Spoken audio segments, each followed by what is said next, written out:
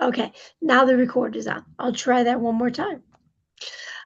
Um, I am so excited that Gloria Haswell, the founder and guide at Smart People Unlimited, which integrates science and embodied practice. She helps people clear pain and regain focus. So I'm going to just start out. What are the most common signs of stress, energy depletion that people overlook, and how can they begin to identify those patterns for themselves? Well, I have to say that I became aware of stress as an issue very early on in life.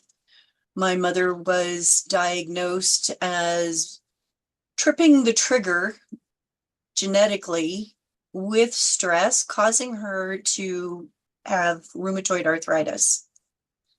And so early on, stress was a very big component within the things that I was aware of. And when you have a stress energy depletion, it's all about being able to kind of identify it. And there are so many things that can deplete your energy from that perspective. And it is it's one of those things where stress is a factor no matter what we do in life. Because even if we experience something that we believe is a positive, if it changes our reality, it creates a stress factor. And so making sure that you can identify these patterns, knowing where you want to go versus where you are, and looking at what is actually happening to create where you're going, it allows for you to become cognizant and conscious of those patterns that are interacting and affecting you.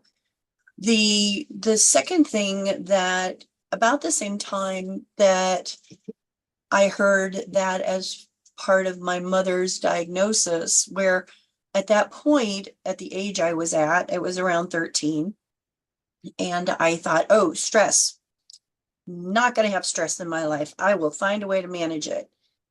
And at the same time, I also had a professor who had said, just nonchalantly in class, he thought he was being very clever. But I looked at it and I thought, this is really interesting because he said that the more energy you use, the more energy you have.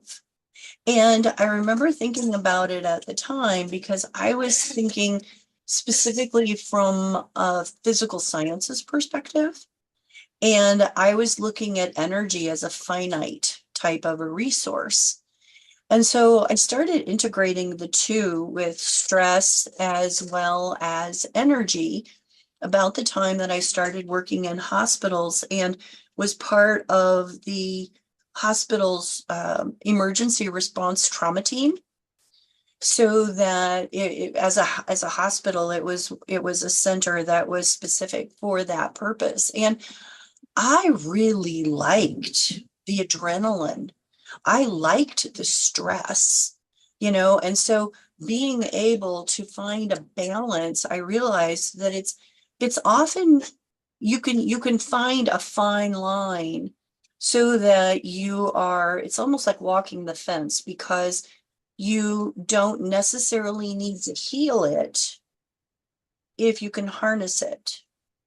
So knowing what your particular patterns are, what your stress factors that are positive or negative, and how that impacts your life, and then making sure to, it's kind of like having your hand on the throttle on a gauge where you know when to tamp down versus to open up the throttle.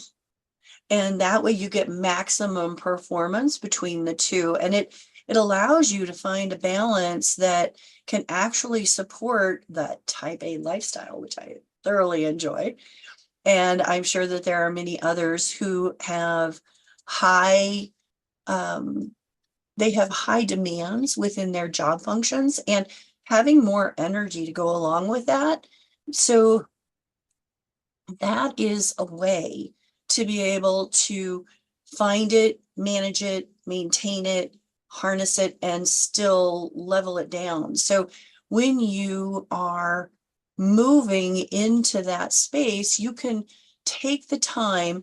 One of the things that you can do very briefly and quickly is to take the very deepest breath, and there's a thing about taking a breath and exhaling, and it's a 4-4-6 process where you take it in for 4, hold it for 4, and then when you exhale it out for 6, you are managing the flow and the pressure of the air that comes out of your lungs. And as you do that, if you then go beyond where you've exhaled to the fullest extent to include additional exhalation, in then additionally adding in, if you recognize that you're stressed by an emotion, if you are stressed by someone's response, whatever that stress is, you literally envision or imagine it being riding like you would ride a horse. That emotion and energy rides the air that you are exhaling.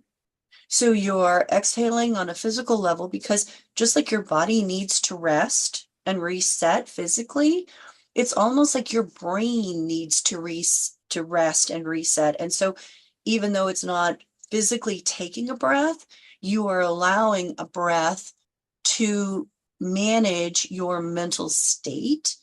And I call it having cause for pause.